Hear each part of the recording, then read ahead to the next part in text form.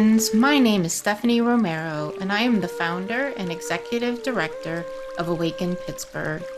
I want to welcome you to our podcast, The Ripple Effect. Awaken Pittsburgh is a nonprofit dedicated to fostering well-being, empathy, and compassion for all by teaching and encouraging mindfulness and meditation practices.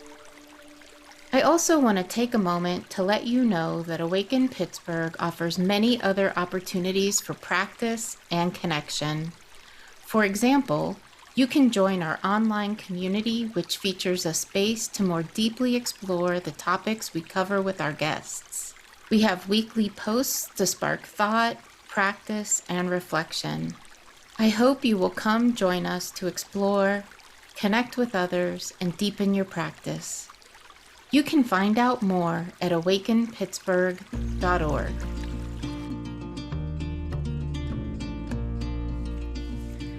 Julius, welcome to our podcast, and I'm just so grateful to have you with us this morning. Thanks for having me. I appreciate it. So I start off all of our conversations with just a general question about the role of mindfulness in my guest's life. And especially for you, you're an executive, you're an entrepreneur, you're a mental health professional. I would just love to hear from you about how mindfulness has worked in your life and work. That is a great question to start with. For me, mindfulness, I would say, is the root of everything that I do,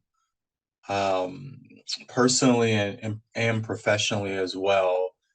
I'm in so many meetings, so many conversations, so many relationships with folks that I have to always be mindful of how I'm showing up, of monitoring my own thought patterns and how I'm feeling. I'm very open about my mental illness and having a diagnosis of depression and anxiety. So being in a leadership position in multiple fronts, in multiple areas professionally, people don't tend to lead with that. They try often wear the mask. I've worn the mask before. There are days that I still wear the mask, admittedly, and we feel like we have to project and have this tough exterior and this project this image that we have it all together, that everything is fine from our vantage point as a leader. And so for me, I've learned that there's a both and. I've learned that you can thrive with mental illness and practice mindfulness, things to help you cope better and to help you lead better and to help you be a better partner or brother or cousin or friend. So for me, mindfulness is, I would say, it's really the root and the foundation of how I try to show up in most relationships in life. That's just so beautiful. I love so much of what you said. I love the reference to the mask, and I really feel, you know, and you mentioned the monitoring, and so I think that awareness that mindfulness brings to us of when we are feeling like we need to mask up and not be our authentic self, that just really hit me strong right there. Yeah. Yeah. Yeah, the other piece of what you said that I don't know, just made my heart sing is the idea of thriving with mental illness, because I don't think that's part of our common narrative.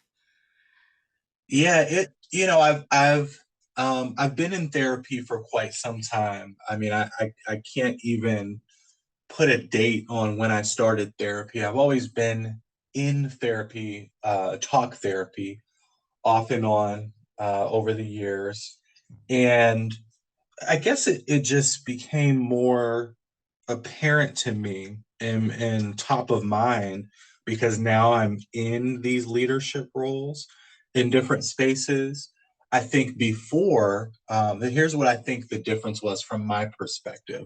I think before, when I wasn't the person, I wasn't the go-to person, I wasn't the decision maker, the person that folks were looking to for answers and direction in day-to-day times and in times of crisis.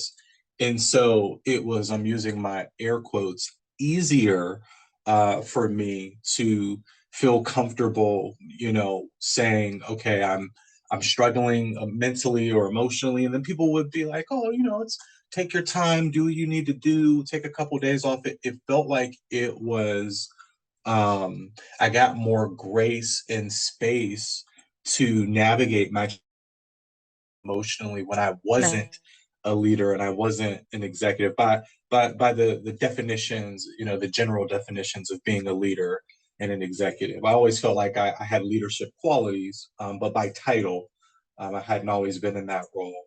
And I think that my personal experience and even some of my um, harmful belief patterns and just the things that I have ingrained in me in terms of the way that I show up or the ways that I think I need to show up is that I adopted that belief and those beliefs around like you have to have a strong coat of armor and you can't show signs of weakness when you're in positions of leadership. So I there was a point in time over the past, I would say maybe 3 years, within the past 3 years, where I said to myself, Julius, I know that you have been so um, vulnerable, transparent, and you've encouraged yourself to be authentic with your lived experiences in all spaces. And that is something that so near and dear to me. It's such a big part of who I am.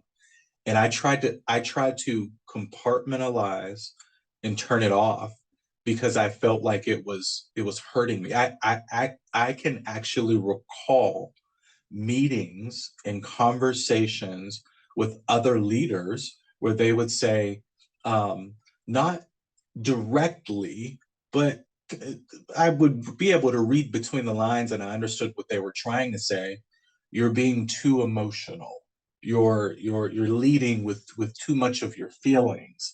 Or it would be packaged as, I know you're in tune with your emotions and everything. So it was almost like uh this shame. I felt this guilt and this shame for bringing my heart and my feelings into the C suite, into these executive conversations, into conversations when we're talking about the bottom line or how we're making decisions about whatever we're making decisions about. So, giving all that context to ultimately get to the point of I realized that that wasn't true to me. And if I'm not being true to me, I read this quote. I'm said something to the effect of like when you're not showing up as your most authentic self, you're not only lying to yourself, but you're lying to everyone around you. So I just was like, I don't want to live a lie that doesn't feel good. Like I don't feel joy when I'm living a lie. So now, full circle, right? Thriving with mental illness, I lead with it. And I realize that all those things, all those characteristics around being empathizing with people, being wearing my heart on my sleeve is not a bad thing. It's not that I'm making irrational decisions and I'm not grounded. It's that I can hold space and I can say, these are really difficult decisions. And I need to take a little bit more time to think and reflect on them because in the moment, I do feel I think it's okay to say I feel a little bit of anxiety about making a decision that's going to impact thousands of residents, or it's going to be the difference between somebody's livelihood or them getting a raise. Like, I think it's okay for me to say that I'm feeling a little bit anxious about that. I think when leaders stop feeling when they're making the decision that ultimately impact human beings, that's when I think there's a problem. So, um, I am wearing my stuff on my sleeve in a way that is true to me. And I'm also being mindful. That question you opened up with, I'm mindful and I'm able to ask myself, are you in a place to make the best decision for the most amount of people? And if you're not, then communicate that. Use your I messages, practice your mindfulness, and let people know that. And if they feel a certain type of way, then that's on them. I'm also one for not owning people's stuff. So I'll pause there. That was a really great question. Yeah, no, I loved all of that. I think as a woman, sometimes I have felt like women get space to be emotional where sometimes men don't, culturally, right? And so I love that you as a man are feeling into how to be able to navigate, especially in our roles as executives, being honest and true to your feelings and even just being in touch with your feelings, and be vulnerable with them. And that just reminds me, and especially you naming the shaming reminds me a lot of Brene Brown's work. I'm not sure if you're familiar with her work, but on vulnerability and shame, and just how, how our vulnerability is our strength, right? And that as soon as we bring in shame, that shuts us down, right? And people use that to shut us down. Yeah, I did mention around not owning other people's stuff is that I've noticed I try to be very observant and very mindful. I'm going to keep coming back to that. That's our root word here for today. I try to be very mindful, and I believe I am when it comes to asking myself, I guess just like a trauma informed approach, like what what may have happened to this person, or what might this person be experiencing that is influencing them to behave or to respond in this way. So I do that. I try to do that. I don't do it all the time, but I try to do it as much as I can when I'm in these kinds of conversations. And so what I found that I'm able to gather and piece together and deduce is that there are some um, folks, and I keep coming back to this because this is like where a lot of heat and intensity is around for me these days. I found that a significant number of high level folks that I'm interacting with throughout the for profit and nonprofit world, folks are high functioning, they're high performing, they consistently deliver, they're checking all of those boxes when it comes to the effective, efficient, excellent prototype of what an executive is. And they are like fragile.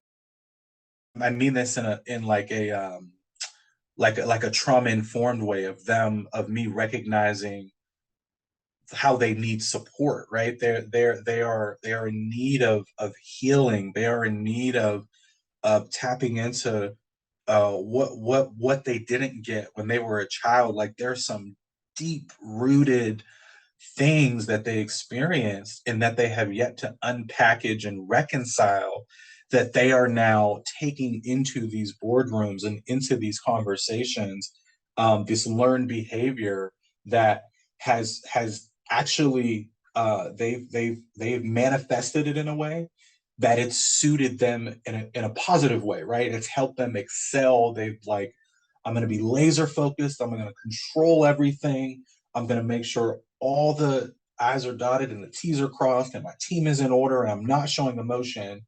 And they are literally a shell of themselves, and they are afraid to be real. They literally don't know how to be genuine, emotional, mindful human beings because they've adapted this way of being and living and operating in the world that is almost robotic.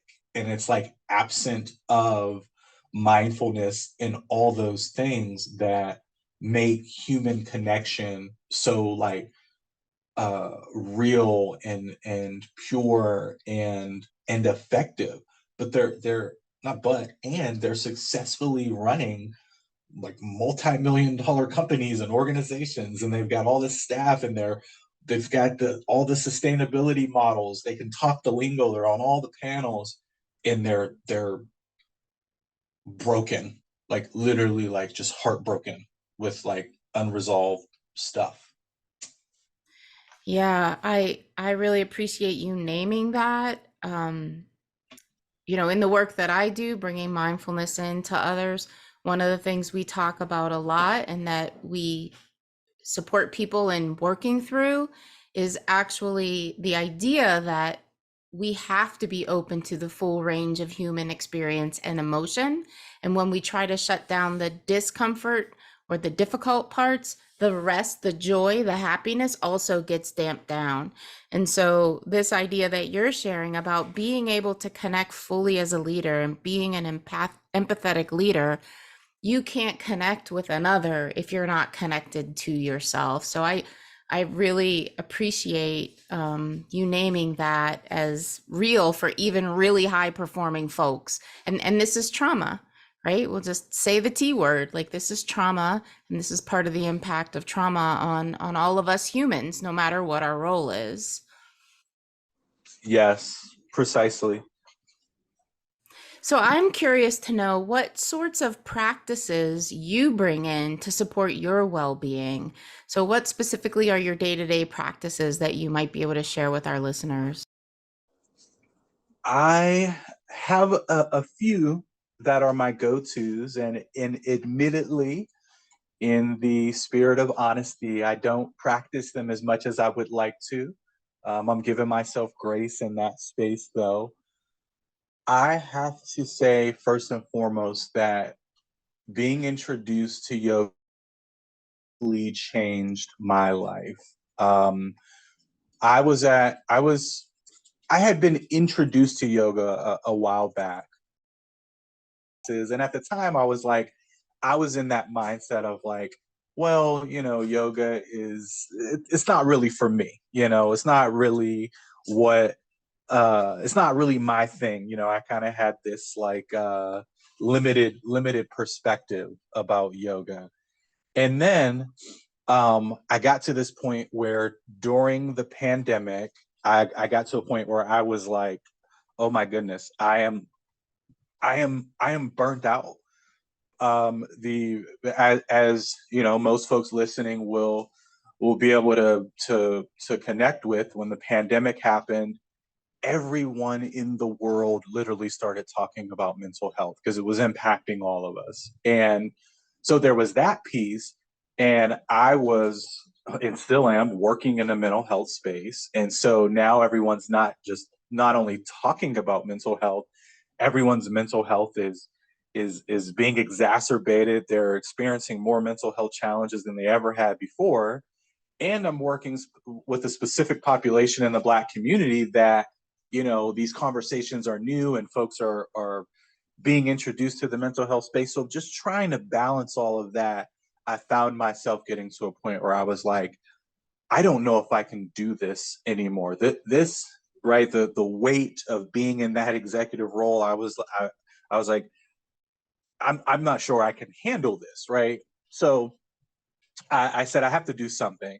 And it was at that time that while I was going to those classes and really just learning about yoga and all of its benefits, and learning about yoga beyond the poses, right? Like at first I just thought, oh, this is just about poses. And I was limiting myself because I'm like, well, I'm not flexible, and I don't really see too many Black men participating in yoga. So it was just one of those things that I didn't see myself doing. But then when I started doing it, I describe it like this. It was the first time in my life that I was able to align and connect my mind, my body, and my spirit all at the same time.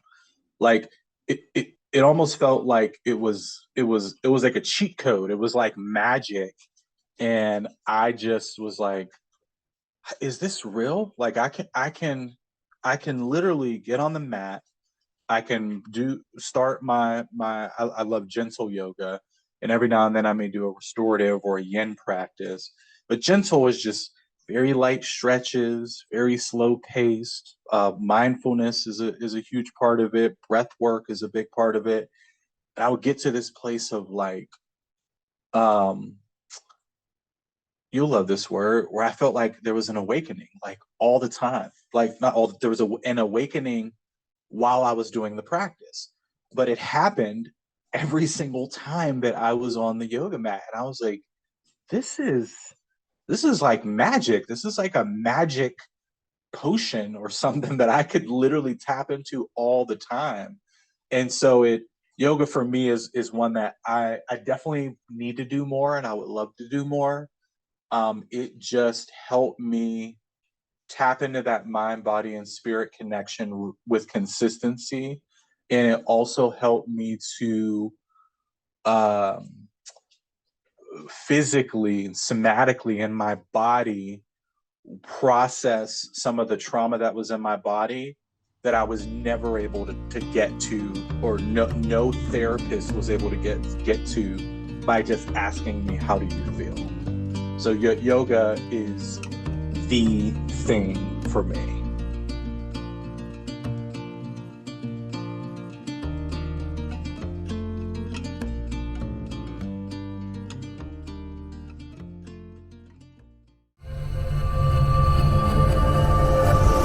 Say Something Studios.